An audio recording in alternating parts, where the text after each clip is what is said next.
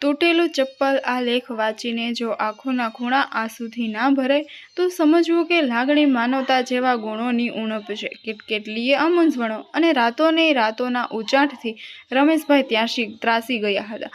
Lockdown ક્યારનું ભલે પત્યું હોય, પણ તેમની જિંદગીનું લોકડાઉન હજુએ પત્યું નહોતું. પહેલાં નોકરી ગઈ અને પછી ઘરની આર્થિક સ્થિતિ સાવ નબળી બની ગઈ હતી. દુકાળમાં અધિક માસની જેમ જિંદગી રોજે રોજ નવી ઉપાધિઓ લઈને આવતી હતી. બાકી રહી ગયું હતું કે કોરોના થયો અને શરીરનું જોમ પણ લઈ ગયું. તે પછી તેમની માનસિક હાલત સાવ કથળવા લાગી હતી. જીવવાના બધા જ જોશો પણ હવે ધીમે ધીમે ઓસરવા લાગ્યા હતા. વ્યાજે લીધેલા પૈસાની રોજ આવતી ઉઘરાણીઓ, છેલ્લા 6 માસનું બાકી ઘરભાડું અને હવે મકાન માલિકની રોજે રોજ ઘરને ખાલી કરવાની કે કરાવવાની ધમકીઓ, વિવેકની સ્કૂલ ફી. અરે હવે તો ઘર ચલાવવાનાય સાવ સાસા પડવા લાગ્યા હતા. સવિતા બિચારી ઘરકામ કરીને મદદ કરવા મહેનત કરી રહી હતી. એના પિયરમાં થોડું સુખ હતું, પણ સવિતા મારે જીવતે જીવત ક્યારેય પિયર નહીં જાય. પોતે એમની પાસેથી પહેલાં પણ મદદ લઈ ચૂક્યો હતો, એટલે હવે હાથ લંબાવવા શરમ આવતી હતી. જીવવાના બધા રસ્તાઓ ધીરે ધીરે બંધ થઈ રહ્યા હોય તેમ રમેશભાઈની માનસિક હાલત ધીરે ધીરે બગડી રહી હતી. એક દિવસ આખરે થાકીને રમેશભાઈએ એક છેલ્લો નિર્ણય કરીને ઘરની બહાર પગ મૂક્યો. ક્યાં જાઓ છો? સવિતા એમને કંઈ કીધા વગર બહાર જતા જોઈ ઉંમરે આવીને બોલી, આ તો ચપ્પલ તૂટી ગયું છે, જરા સંધાવી લાવું અને નોકરી માટે તપાસ કરી આવું. નજર મિલાવ્યા વિના રમેશભાઈ સવિતા તરફ પીઠ ફેરવીને ચાલ્યા ગયા. રમેશભાઈ શહેરના ધમધમતા વાતાવરણમાં દરરોજ કોઈ કામ માટે નીકળતા. કોઈ દી સારો હોય તો મજૂરી મળતી નહીં તો નદી કિનારે બેસીને ખારી શીંગ ખાઈને પાણી પી લેતા. આજે પણ એમણે ખારી શીંગનું પડીકું લીધું અને ધીરે ધીરે એક પછી એક શીંગદાણાને સાવ ખાલી પેટમાં પધરાવ્યા. ક્યારેક પેટ દુખી જતું, પણ એ દુઃખ જિંદગીના દુઃખોના પહાડ સામે તે સામાન્ય હતું. પડીકું ખાલી થયું અને તેના ફોતરા નીચે રહેલા જૂના છાપામાં એક ન્યૂઝ પર નજર ફરવા લાગી. આર્થિક તંગીથી કંટાળીને એક આધેડે નદીમાં કરી આત્મહત્યા. રમેશભાઈની નજર થોડીવાર તેમાં ચોંટી ગઈ અને પછી નદીના વહેતા પાણી તરફ જોઈ લીધું. એક ઊંડો શ્વાસ લઈને તે કાગળના ડૂચાને મુઠ્ઠીમાં બંધ કરી નદીના પુલ તરફ આગળ વધ્યા.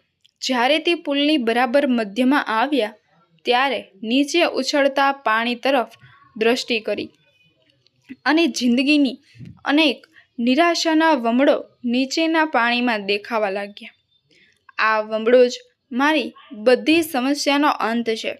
હારી ગયો છું, હવે નહીં જીવાય.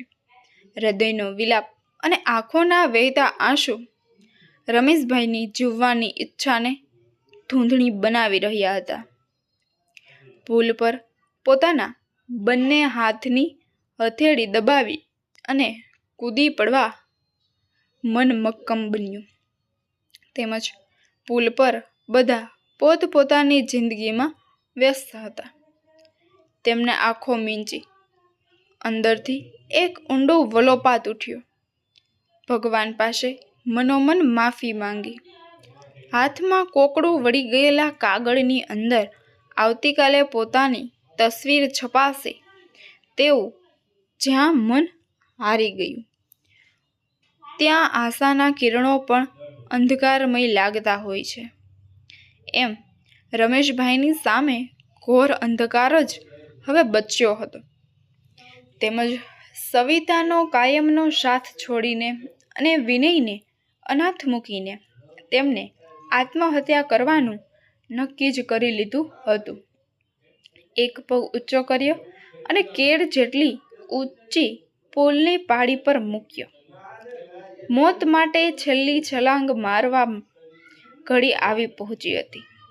ત્યાં જ એક નાનકડો છોકરો અચાનક જ રમેશભાઈની પાસે આવ્યો અને બોલ્યો કે અંકલ, તમારું ચપ્પલ તૂટી ગયું છે, લાવો સાંધી દઉં. અને એકાએક રમેશભાઈ ઘોર અંધકારમાંથી બહાર આવ્યા. પગ નીચે કર્યો. સામે વિનય જેવડા જ છોકરાને ઊભેલો જોઈને તે રડી પડ્યા. કેમ રડો છો અંકલ? મારી પાસે પૈસા નથી. રમેશભાઈ એટલું જ બોલી શક્યા અને હિબકા ભરાઈ ગયા. અરે એમાં શું, પૈસા પછી આપજો, પણ આમ તૂટેલું ચપ્પલ થોડું પહેરાય. લાવો લાવો. તેના શબ્દોમાં તાજગી હતી. પણ તું મને ક્યાં ઓળખે છે અને તારા પૈસા હું તને ક્યારે આપીશ એ પણ ખબર નથી. રમેશભાઈ તેની સાથે વાત કરતા થોડા સ્વસ્થ બન્યા. અરે અંકલ, તમે ટેન્શન બહુ લો છો. મારી ફી કાંઈ લાખોમાં થોડી છે કે તમે નહીં આપો તો હું મરી જઈશ. આ તમારું ચપ્પલ સારું રહેશે તો તમે મને યાદ તો કરશો ને, એટલું એ ઘણું છે. લો, આ જૂનું ચપ્પલ પહેરો અને તમારું ચપ્પલ લાવો.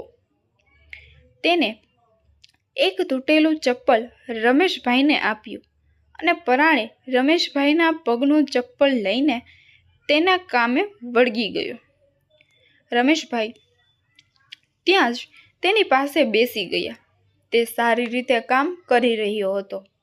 રમેશભાઈ થોડી સેકન્ડ પહેલાંના ભૂતકાળમાં ગયા અને પોતે ખરેખર શું કરવા જઈ રહ્યા છે તેનું ભાન થયું. હવે વિનય અને સવિતાનો ચહેરો પણ સ્પષ્ટ દેખાવા લાગ્યો હતો.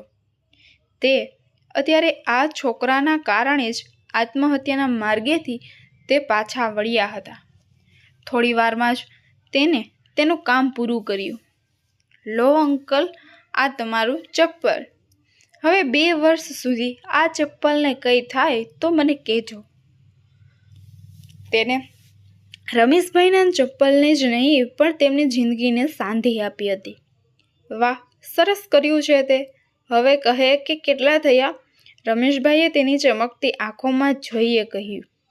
અંકલ, તમારી પાસે પૈસા જ નથી તો મને શું આપશો?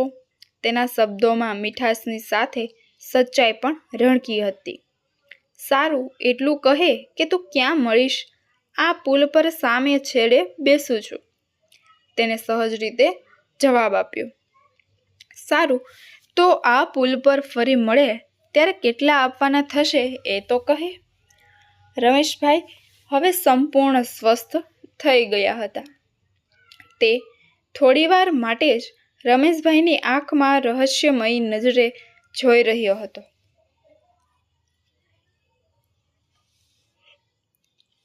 અને પછી બોલ્યો, અંકલ, એક વાત કહું? ગમે તે થાય પણ આ રીતે આ પુલ પર બીજી વાર ન આવતા. મારે બસ આટલું જ જોઈએ છે.